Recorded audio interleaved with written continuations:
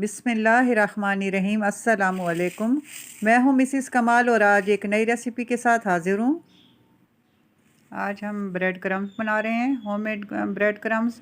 Bread crumbs मैं दो किस्म के बनाऊँगी। ये आपको ये ब्राउन वाले नज़र आ रहे हैं, ये बारीक वाले, ये वाले, और दूसरे ये मोटे वाले और वाइट वाले।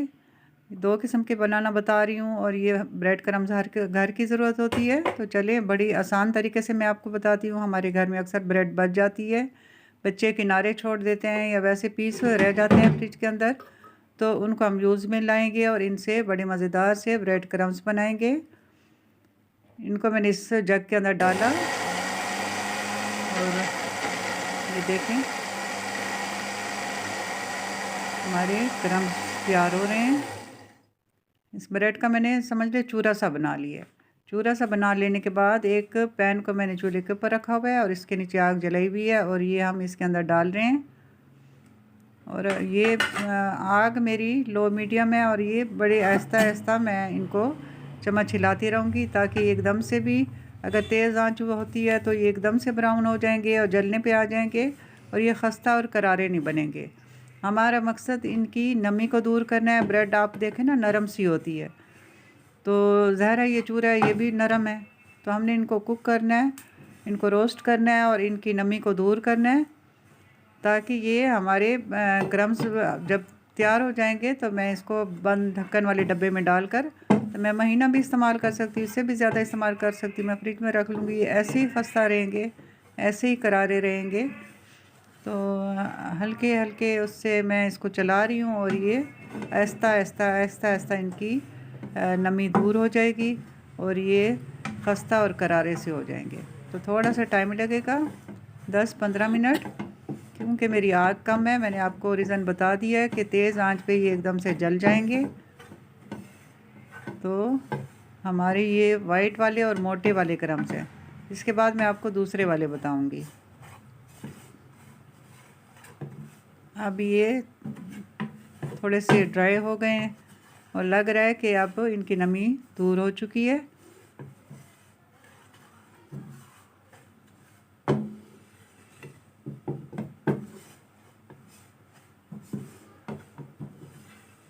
थोड़ी सी देर और इनको करना है और फिर ये इनको अच्छी तरह इनकी नमी इसलिए दूर करनी है, आवाज़ सुने, ये बिल्कुल रेडी है। नमी इसलिए ताकि हम इनको फिर रख सकें। बेहतरीन से तैयार हैं और मैंने ये प्लेट में निकाले हुए हैं, दूसरे बाकी डाल दिए हैं।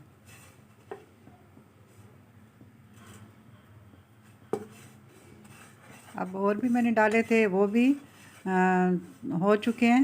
मैंने इकट्ठे सारे नहीं किए थे, थोड़े थोड़े करके, ताकि ये अच्छे से रोस्ट हो जाएं। तो ये भी तैयार हैं।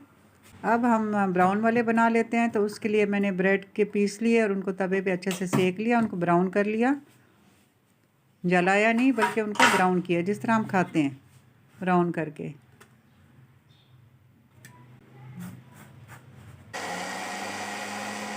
ये रोस्ट हो चुके हैं, तो अब मैं इनको फिर जग में उसी तरह घुमा रही हूँ ठंडा कर लेने के बाद।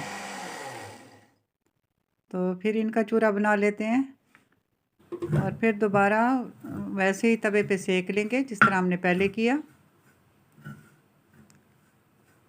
उसी तरह हमने सेक लिया इनको। ये पहले से तवे पे हमने इनको सेका हुआ था। आप चाहें, आपके पास अगर टोस्टर है तो आप उसमें से ये इनको ब्राउन कर लें।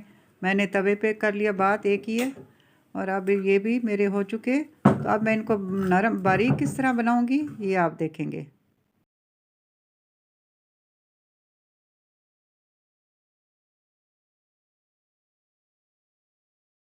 अब एक ट्रे ले ली मैंने नीचे और उसके ऊपर ये छन्नी रख ली। अब इसके अंदर मैं ये सारे क्रम्स उतार रही हूँ। थोड़ा सा ठंडा कर लेने के बाद मैंने किया है, ताकि मैं इनको फिर हाथ लगा सकूं।